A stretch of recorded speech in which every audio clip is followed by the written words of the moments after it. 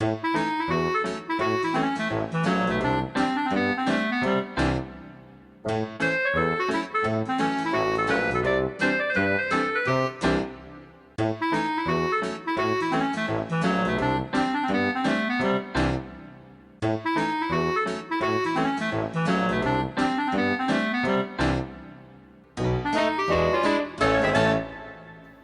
know, Orv, I think those tests went very well today.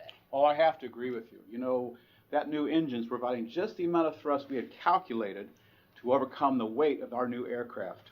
Thrust and weight. You know, those are two of the forces in flight.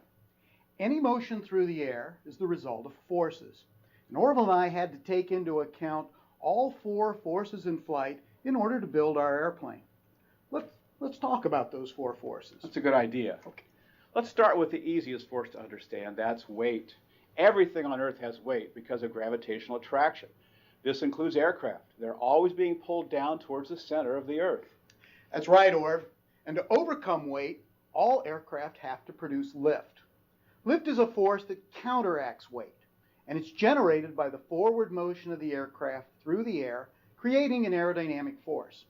The shape of the aircraft, in particular, the shape of the wings, and the velocity of the aircraft determine the amount of lift. The greater the speed, the greater the lift.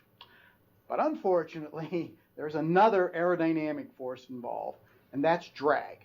Drag is the resistance of the aircraft to moving through the air, and it's also related to the shape of the aircraft, the stickiness of the air, and it's a big function of speed. The greater the speed, the greater the drag. When we flew, we actually laid down on the wings to reduce the amount of drag. To overcome drag, we need another force, and that's thrust. Thrust is created by the propulsion system to drive the plane forward. The amount of thrust depends on the size and number of engines, as well as the way that their power acts on the surrounding air. We use propellers to drive our aircraft through the air. Most planes today, however, will use jet engines to provide thrust. The motion of any airplane through the air depends on the relative strength and the direction of these four forces. If the forces are all balanced, the aircraft cruises at a constant velocity. However, if there is any unbalanced force, the aircraft will move in the direction of that force. The largest force controls which way the aircraft moves.